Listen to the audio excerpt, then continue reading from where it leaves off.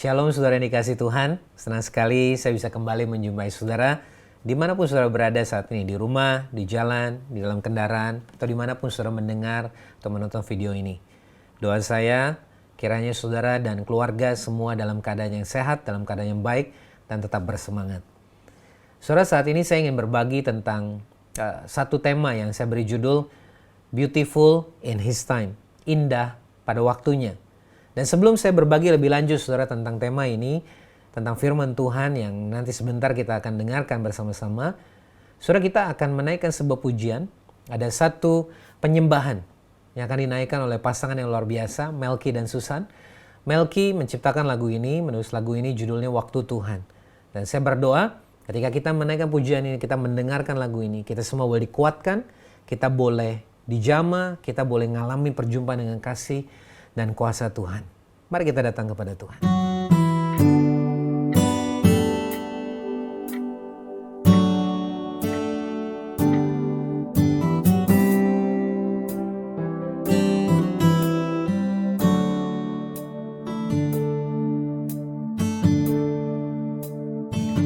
Waktu Tuhan bukan waktuku, walau jalan penuh berliku, namun tetap aku percaya di dalam-Mu baik bagiku.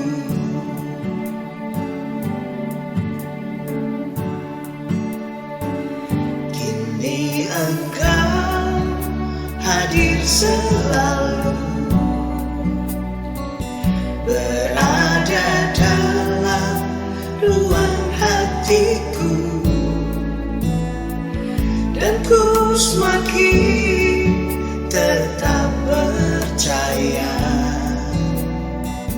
di dalam-Mu baik bagiku. Engkau Allah selamanya, Engkau Tuhan selamanya.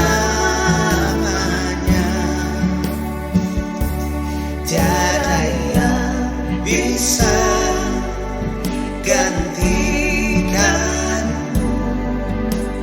Kau selalu di hidupku.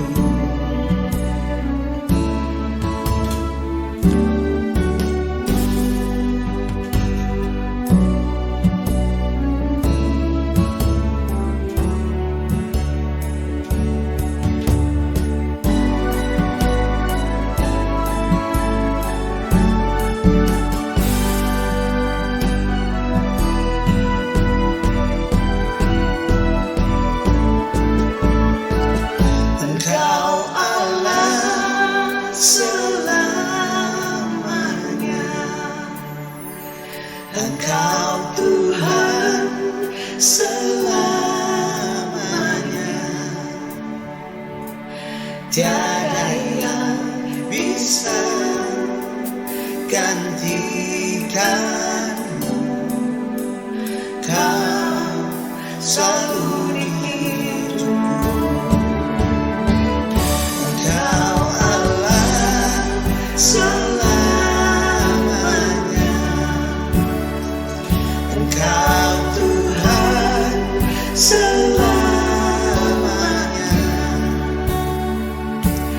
Tiada yang bisa gantikan-Mu.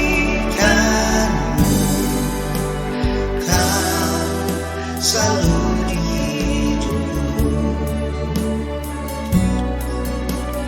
Kau selalu di hidupku. Kau selalu di hidupku.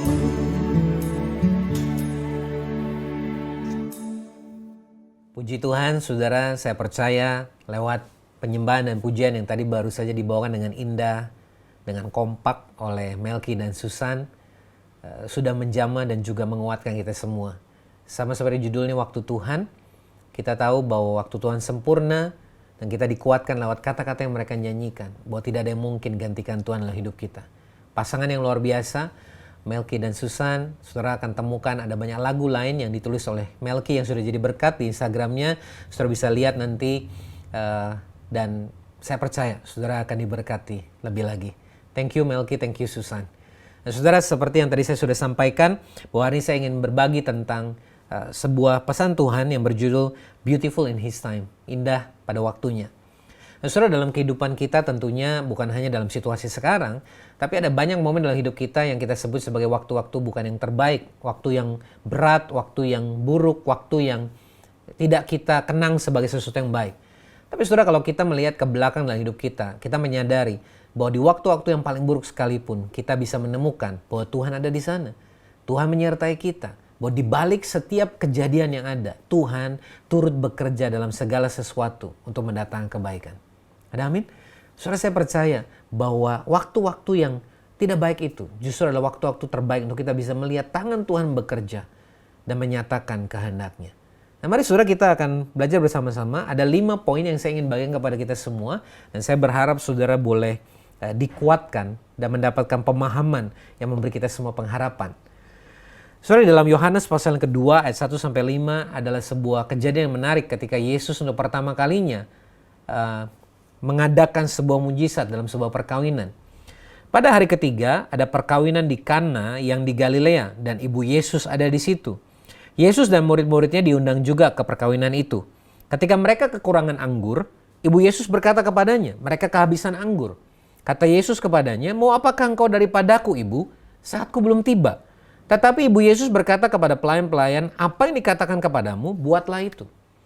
Saudara, Yohanes 2 ayat 1-5 ini memberikan sebuah gambaran yang sering kita sebut dengan time of shortage. Waktu kekurangan, waktu keterbatasan. Di mana kita berkata, I don't have enough. Atau bahkan dalam versi yang lain, I'm not enough. Saya tidak punya cukup, atau saya sendiri tidak cukup. Saudara, dalam momen di mana sama seperti pasangan dalam perkawinan ini, dalam momen yang penting, dalam momen yang krusial, mereka kekurangan sesuatu yang penting sekali, yaitu anggur. Saudara, dalam perkawinan di masa itu, anggur bicara tentang bagaimana anggur seharusnya overflow, terus ada dalam perkawinan. Dan saudara, dalam situasi yang genting itu, Maria ibu Yesus meminta kepada Tuhan. Dia datang dengan sebuah keadaan, mereka kehabisan anggur. Saudara, dalam momen hidup kita, bisa jadi sekarang mungkin adalah momen di mana kita berkata kepada Tuhan, saya kehabisan anggur, saya kehabisan, saya kekurangan, saya dalam keterbatasan iman, dalam keterbatasan resources, sumber daya yang saya miliki. Tapi saudara, hari ini apa yang terjadi? Di dalam ayat 6 dikatakan, di situ ada 6 tempayan yang disediakan oleh pembasuhan menurut adat orang Yahudi, masing-masing isinya 2-3 buyung. Saudara, lihat apa yang Yesus katakan. Yesus berkata kepada pelayan-pelayan itu, isilah tempayan-tempayan itu penuh dengan air. Mereka mengisinya sampai penuh. Lalu kata Yesus kepada mereka, sekarang cedoklah dan bawalah kepada pemimpin pesta. Lalu mereka pun membawanya. Dan setelah pemimpin pesta itu mengecap air, dan dikatakan dengan jelas yang telah menjadi anggur itu, mujizat terjadi. Dan ia tidak tahu dari mana datangnya, tetapi pelayan-pelayan yang mencedok air itu tahu. Lalu pemimpin pesta memanggil mempelai laki-laki dan berkata kepadanya, setiap orang menghidangkan anggur yang baik dulu, dan sesudah orang itu puas minum, barulah yang kurang baik. Tapi ini aneh katanya, akan tetapi engkau menyimpan anggur yang baik sampai sekarang. Artinya apa saudara? Bukan hanya air itu berubah menjadi anggur, tapi berubah menjadi anggur yang kualitasnya luar biasa. Hal itu dibuat Yesus di Kana yang di Galilea sebagai yang pertama dari tanda-tandanya, dan dengan itu ia telah menyatakan kemuliaannya dan murid-muridnya percaya kepadanya. Saudara, during time of shortage, dalam waktu-waktu di mana kita merasa kekurangan, I don't have enough, I'm not enough. Tuhan berkata kepada kita, I am God of abundance. Tuhan dalam kelimpahan. Dan kita bisa berkata, I have enough, I am enough in Him. Saudara, sama seperti perkawinan tadi, mereka mungkin kekurangan, tapi kalau mereka berharap kepada Tuhan, maka Tuhan sanggup bukan hanya memberi apa yang mereka kurang, tapi mereka ada dalam kelimpahan. Bahkan yang Tuhan berikan jauh lebih baik daripada apa yang mereka bisa harapkan. Yang kedua saudara, yang seringkali menjadi tantangan buat kita, Di dalam Yohanes pasal yang ke-8 ayat 2 sampai 6. Ini adalah sebuah kisah di mana ahli-ahli Taurat dan orang-orang Farisi, maksud saya sebut dengan setup ya, membuat sebuah seolah-olah perangkap bagi seorang perempuan. Karena dikatakan mereka membawa kepada Yesus seorang perempuan yang kedapatan berbuat zina. Ini memang agak aneh. Bagaimana mungkin orang berbuat zina terus ketahuan. Jadi seolah-olah kayak sebuah jebakan. Karena kita tahu bahwa ahli Taurat dan orang Farisi ini selalu berupaya untuk bagaimana mereka bisa menjebak Yesus, menyalahkan dia, dan mencari cara untuk menghukum dia. Sudah dikatakan mereka menempatkan perempuan itu di tengah-tengah, lalu berkata kepada Yesus, "Rabi, perempuan ini tertangkap basah ketika ia sedang berbuat zina. Musa dalam hukum Taurat memerintahkan kita untuk melempari perempuan-perempuan demikian. Apakah pendapatmu tentang hal itu?" Nah, ini memang sebuah kondisi yang pelik, saudara. Karena kalau Yesus berkata, "Ya, lempari perempuan ini dengan batu seperti hukum Musa," maka semua perkataan tentang kasih pengampunan yang Yesus katakan seolah-olah menjadi tidak benar. Tapi kalau kemudian Yesus berkata jangan lempar, maka kemudian saudara mereka berkata bahwa dia nggak sesuai dengan firman Tuhan, dia nggak sesuai dengan Taurat Tuhan. Tapi kita bersyukur karena Tuhan dengan segala hikmat yang ia punya, saudara, dia berkata begini, bahwa dia membungkuk dan menulis dengan jarinya di tanah. Dan dia berkata, siapa yang punya, maksudnya siapa yang tidak punya dosa, siapa yang tidak berdosa, boleh lempar duluan. Saudara, dikatakan satu persatu mereka meninggalkan perempuan ini. Ya, saudara, ini adalah kondisi yang seringkali kita alami apa? This is the time of guilt and condemnation. Waktu di mana kita merasa bersalah, merasa berdosa, merasa kita ini terkutuk, merasa kita ini dituduh, dihakimi. Dan sebuah kalimat yang biasanya kita katakan adalah I am sinful. Aku ini orang berdosa. Aku nggak punya lagi maksudnya kesempatan. Tapi saudara, sama seperti perempuan ini, ketika dia datang dan diperhadapkan kepada Yesus, apa yang Yesus lakukan, saudara? Dia tidak datang dengan penghakiman, dia tidak datang dengan penghukuman, tapi justru dia datang dengan sebuah statement yang memerdekakan. Barang siapa tidak berdosa, silakan lempar duluan. Dan tidak ada satupun, saudara, orang-orang yang condemn, orang-orang yang menghakimi, yang menuduh wanita ini. Satu persatu pergi mereka. Dan akhirnya dikatakan tinggallah Yesus seorang diri dengan perempuan ini tetap di tempatnya. Lalu Yesus berdiri dan berkata kepada perempuan ini, "Di mana mereka? Tidak adakah orang yang menghukum engkau?" Lalu wanita ini menjawab, "Nggak ada, Tuhan." Lalu Yesus berkata, "Aku pun tidak menghukum engkau. Pergilah dan jangan berbuat dosa lagi mulai dari sekarang."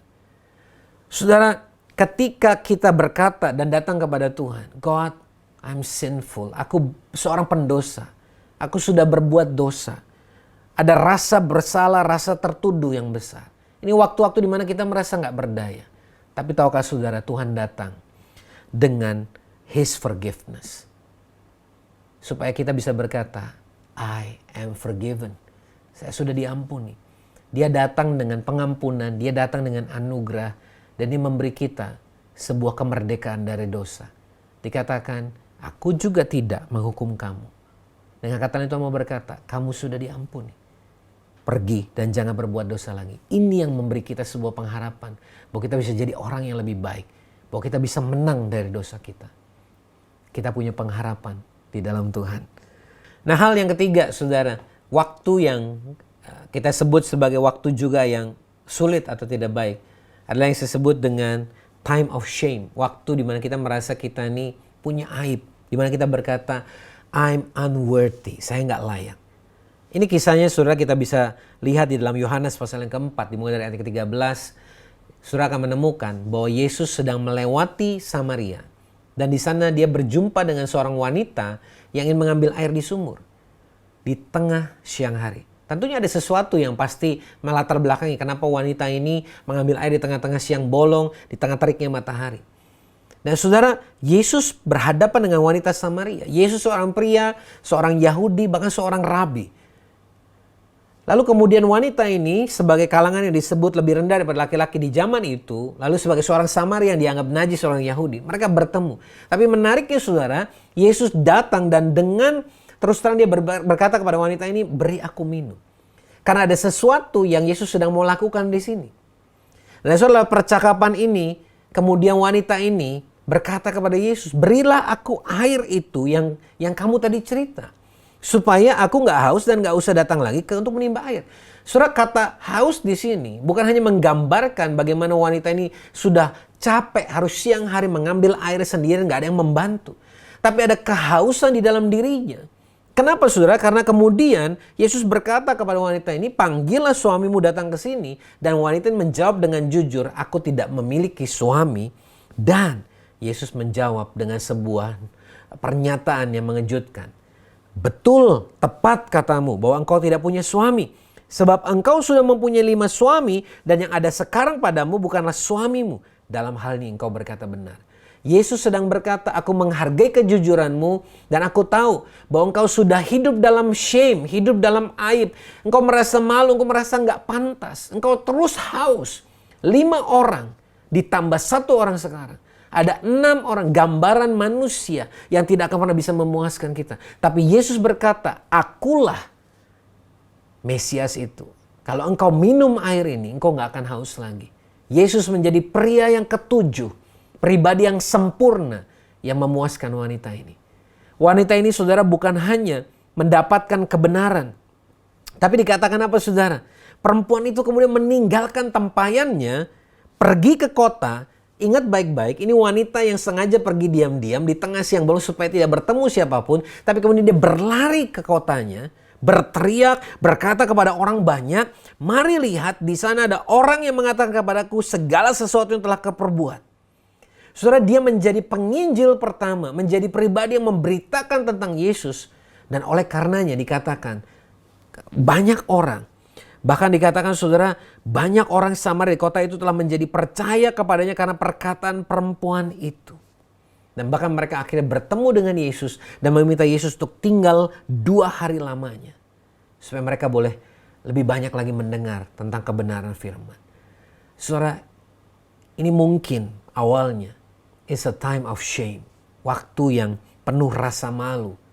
Tetapi saudara, ketika wanita ini menerima God's truth, kebenaran Tuhan, dia bisa berkata, I am transformed. Saya diubahkan. Not just transformed, but I am transformed to glorify God. Saya diubahkan untuk memuliakan Tuhan. Wanita ini bukan hanya diampuni, wanita ini bukan hanya diselamatkan, tapi wanita ini bisa dipakai Tuhan, hidupnya berubah sepenuhnya, bahkan dipakai Tuhan untuk memuliakan Dia. Yang keempat saudara, waktu yang juga kita seringkali sebut sebagai waktu yang berat. Di dalam Markus pasal yang ke-10 saudara, di ayat ke-46 kita menemukan ada kisah di mana ketika Yesus tiba bersama dengan murid-muridnya di Yeriko. Dikatakan ketika Yesus keluar dari Yeriko bersama-sama dengan murid-muridnya, dengan banyak orang yang berbondong-bondong, ada seorang pengemis yang buta bernama Bartimeus, anak Timeus, duduk di pinggir jalan. Ketika didengarnya bahwa itulah Yesus orang Nazaret, dia gak bisa melihat tapi dia mendengar, mulai dia berseru, Yesus anak Daud, kasihanilah aku. Banyak orang menegurnya supaya ia diam, namun semakin keras ia berseru, anak Daud, kasihanilah aku. Saudara, sama seperti Bartimeus, saudara, waktu-waktu yang berat yang seringkali kita harus hadapi adalah yang saya sebut dengan time of darkness. Masa-masa kegelapan, di mana kita berkata, I cannot see. Saya nggak bisa melihat, saya nggak tahu kemana saya harus melangkah, saya nggak tahu arah ke hidup saya. Saudara, sama seperti Bartimeus, dia sudah buta dan dia nggak bisa melihat. Tapi ketika dia mendengar tentang Yesus, ada pengharapan, ada iman. Dan dia memanggil Yesus dengan namanya Yesus anak Daud. Sebuah panggilan bahwa dialah Mesias yang disebut anak dari keturunan Daud yang akan menyelamatkan bangsa Israel. Dan saudara, di tengah-tengah kegelapan, dia nggak bisa melihat. Bahkan orang banyak meminta dia untuk diam. Tapi dikatakan semakin keras ia berseru. Saudara, di dalam kegelapan, jangan pernah ragu untuk berteriak, untuk menjumpai Yesus. Dan berulang-ulang, saudara, jangan berhenti. Jangan kehilangan pengharapan. Karena saudara dikatakan kemudian Yesus kemudian berhenti dan berkata, panggil dia. Lalu kemudian Yesus bertanya kepada Bartimeus, apa yang kau kehendaki supaya aku perbuat bagimu? Dan orang buta itu berkata, Rabuni, supaya aku dapat melihat. Lalu Yesus berkata, pergilah, imanmu telah menyelamatkan engkau. Pada saat itu juga, melihatlah ia, lalu mengikuti Yesus dalam perjalanannya. Saudara, menarik sekali. Bagi Bartimeus, bagi saudara, bagi saya mungkin ini adalah waktu-waktu time of darkness. I cannot see. Saya nggak tahu kemana arah langkah saya. Tapi saudara, di dalam kejadian ini, Yesus seperti sedang berkata kepada kita, God is light. He is light of the world. Dia adalah terang dunia. Dan bersama dengan dia kita bisa berkata, I have been given a vision. Bukan cuma sight, bukan cuma bisa melihat, tapi sebuah visi. Karena sudah dikatakan bahwa Bartimeus bukan hanya melihat, tapi kemudian dia mengikuti Yesus. We have a vision to follow Jesus, to become His follower. Visi untuk mengikuti Yesus, menjadi pengikut Yesus, menjadi serupa dengan Yesus. Dalam masa-masa kegelapan, jangan ragu dan jangan takut untuk menjangkau Tuhan, berdoa, berteriak, meminta kepada Tuhan, menuntun langkahmu. Maka engkau bukan hanya akan bisa melihat, tapi engkau mendapatkan tuntunan dalam hidupmu. Bahkan sama seperti Yesus, hari ini saya mau berkata kepada saudara, menguatkan setiap kita. Yesus berkata, you are the light of the world. Bahkan saudara dan saya, Tuhan tetapkan untuk menjadi terang dunia ini. Dan yang kelima, saudara, adalah time of death. Waktu di mana kita seringkali merasa harapan kita, mimpi kita, iman kita menjadi mati. Kita merasa dan berkata, I'm hopeless. Saya nggak punya lagi pengharapan. Saya nggak punya lagi jalan keluar. Saudara, di dalam kisah, di dalam Yohanes pasal ke-11 kita tahu bahwa Yesus mengasihi Maria dan Marta dan Lazarus. Kakak beradik ini adalah pribadi yang dekat dengan hati Yesus. Dan dikatakan Yesus beberapa kali datang ke rumah mereka. Dan saudara, dalam kisah dalam Yohanes 11 ini kita menemukan bahwa Yesus mendapatkan berita bahwa di Betania, kampung mereka, dikatakan bahwa Lazarus sakit. Yesus mendapat berita ini. Maria ini adalah pribadi yang pernah meminyaki kaki Tuhan dengan minyak dan menyeka dengan rambutnya. Pribadi yang dikatakan dekat dengan Tuhan.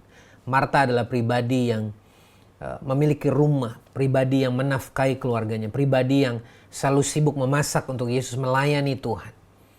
Dan Lazarus, saudara mereka, dikatakan sedang sakit. Saudara, menarik sekali di ayat dikatakan bahwa ketika Yesus mendengar bahwa Lazarus sakit, dia berkata dengan kalimat gini, penyakit itu tidak akan membawa kematian, tapi akan menyatakan kemuliaan Allah. Sebab oleh penyakit itu anak Allah akan dimuliakan. Saudara, mungkin kalau kita mendengar kalimat ini, kita selalu berkata, oh Yesus akan segera datang, Lazarus kemudian tidak mati, dia sembuh. Tapi saudara, menarik sekali dalam kisah ini dikatakan bahwa Yesus sengaja menahan diri dan tidak segera datang. Dia tinggal 2 hari di tempat di mana mereka berada, menunda keberangkatannya. Dan dari kisah ini kita menemukan bahwa ternyata saudara, ketika Yesus akhirnya datang ke tempat di mana Lazarus berada, ke Betania, dikatakan bahwa dia sudah mati 4 hari lamanya. Artinya dalam hitungan manusia, Yesus terlambat. Saudara, ketika mendengar tentang ini, Marta dan Maria sama-sama datang kepada Tuhan dan mengucapkan kalimat yang sama. Dikatakan apa saudara? Kalau saja sekiranya engkau ada di sini, saudaraku pasti tidak mati. Mereka punya gambaran yang sama. My dream, my hope is died. Has died. Imanku, pengharapanku, mimpiku, apa yang kuharapkan. Kalau saja Tuhan lebih awal. Kalau saja Tuhan ada. Kalau saja Tuhan berbuat sesuatu. Pasti gak mati. Tapi saudara, di dalam waktu-waktu yang kita sebut di mana kita kehilangan pengharapan. Waktu di mana kita merasa bahwa apa yang kita mimpikan, apa yang kita harapkan, bahkan mungkin iman kita sekarat, bahkan mati. Yesus berkata dengan jelas bahwa apakah engkau percaya? Dia berkata kepada Marta bahwa barang siapa percaya kepadaku, akulah kebangkitan dan hidup. Dia akan hidup walaupun ia sudah mati. Dan setiap orang yang hidup dan percaya kepadaku tidak akan mati selama-lamanya. Saudara, Yesus bukan hanya bicara soal fisik, tapi dia berkata soal keselamatan, kehidupan yang kekal. Marta, bahkan Maria, waktu itu belum memahaminya. Tapi saudara, dikatakan bahwa ketika kemudian Yesus datang kepada kubur dari Lazarus, dia berkata dan memerintahkan, angkat batu itu. Karena kubur itu selalu ditutup dengan batu. Tapi kemudian Marta berkata, jangan, pasti sudah berbau. Sudah lama matinya 4 hari karena sudah menjadi busuk. Tapi dia berkata sekali lagi, bukankah sudah kukatakan kepadamu, jikalau engkau percaya, engkau akan melihat kemuliaan Allah. Maka akhirnya mereka angkat batu itu. Lalu Yesus dikatakan berdoa, menghadap ke atas dan berkata, Bapa, aku mengucap syukur kepadamu karena engkau telah mendengarkan aku. Aku tahu bahwa engkau selalu mendengarkan aku, tapi oleh karena orang banyak yang berdiri di sini mengenai aku mengatakannya supaya mereka percaya, supaya mereka tahu bahwa engkau yang telah mengutus aku. Dan kemudian dia berseru setelahnya dengan suara keras, Lazarus, marilah keluar. Orang yang telah mati itu datang keluar, kaki dan tangannya masih terikat dengan kain kapan dan mukanya tertutup dengan kain peluh. Saudara, kematian tidak pernah membatasi kuasa Tuhan. Kematian tidak bisa menghalangi karya Tuhan. Lazarus dalam kondisi masih kain kapan, mukanya bahkan masih tertutup kain peluh, bangkit oleh karena perintah Tuhan. Dan hari ini saya percaya Tuhan sedang mau berkata kepada kita semua yang mungkin merasa bahwa harapan, iman, mimpi, bahkan perjalanan kita dalam Tuhan mengalami kematian. Hari ini dia mau berkata, keluar, bangkit. Dan apa yang mati, kalau Tuhan berkata bangkit, maka dia hidup kembali. Hari ini saudara, buat engkau yang mengalami time of death, Tuhan sedang berkata, with love and compassion, you have been raised to life. Your dream is revived. Engkau sudah dibangkitkan. Engkau menerima kembali kehidupanmu. Mimpimu, imanmu kembali hidup. Kembali bangkit. Apapun yang terjadi hari ini saudara, entahkah kita mungkin dalam situasi yang berat, yang penuh tantangan. Dan kita merasa seringkali saudara bahwa ini adalah waktu di mana saya kekurangan. I don't have enough. Tuhan mau berkata, I have abundance grace, I have abundance mercy. Dan kita bisa berkata, I have enough, I am enough in Him. Ini mungkin waktu di mana kita merasa berdosa, merasa bahwa saya ini tertuduh, saya bersalah. Tapi Tuhan berkata, you are forgiven. Dan kita bisa berkata, saya sudah diampuni. Ini mungkin waktu-waktu di mana kita merasa unworthy, full of shame. Kita merasa nggak layak di hadapan Tuhan. Karena dosa kita, karena mungkin kesalahan kita, karena apa yang sudah kita perbuat. Tapi hari ini mari bangkit. Mari datang kepada Tuhan. Dia sanggup mengubah saudara. Karena kebenarannya berkata, you can be transformed. Not just to become someone new, but to glorify Him. Menjadi alatnya untuk memuliakan Tuhan. Dan dalam waktu-waktu di mana kita nggak bisa melihat, time of darkness, masa kegelapan, di mana kita nggak punya arah tujuan, Tuhan berkata, I am the light of the world. You have been given a vision, sebuah visi untuk mengikuti Dia dan diubahkan, and you become as well the light of the world, menjadi terang buat mereka yang belum bertemu dengan Tuhan hari ini. Dan yang kelima yang tadi saya sampaikan, even during a time of death, at a time of death, dalam waktu di mana kita merasa iman, pengharapan, mimpi, bahkan kehidupan kita dalam Tuhan mengalami kematian. Tuhan berkata, aku sanggup dengan penuh kasih dan belas kasihan to raise you, untuk membangkitkanmu, mimpimu tidak mati, bangkit di dalam nama Yesus. Saudara, saya berdoa, apapun situasi yang saudara hadapi hari ini, apapun yang sedang kita hadapi, apapun waktu yang sedang stage atau tahapan dalam hidup kita, selalu ingatlah ini. Dalam Ratapan 3:21-24. Tetapi hal-hal inilah yang kuperhatikan.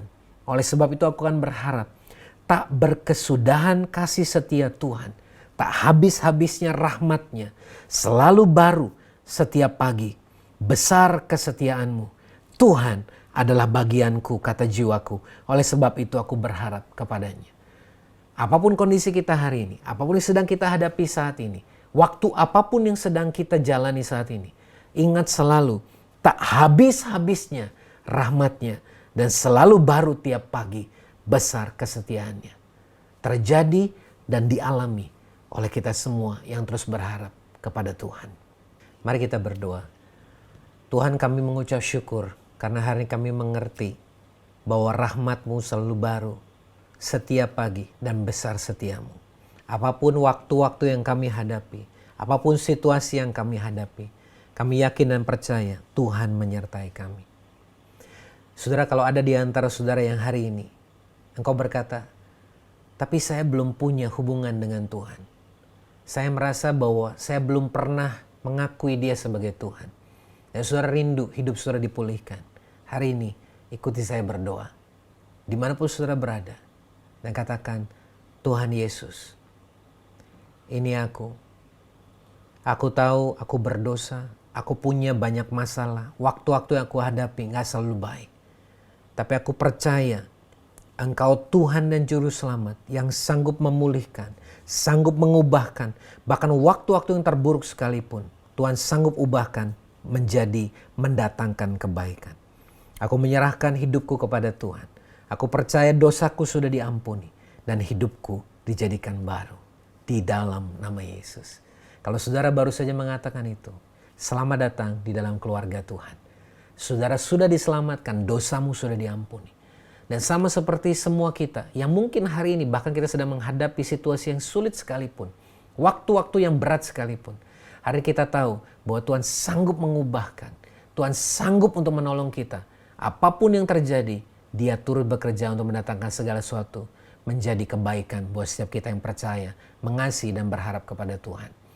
Saudara, hari ini juga, kalau engkau sudah menerima ini, bergabunglah dalam keluarga, dalam komunitas yang percaya kepada Tuhan. Teruslah bertumbuh di dalam Tuhan.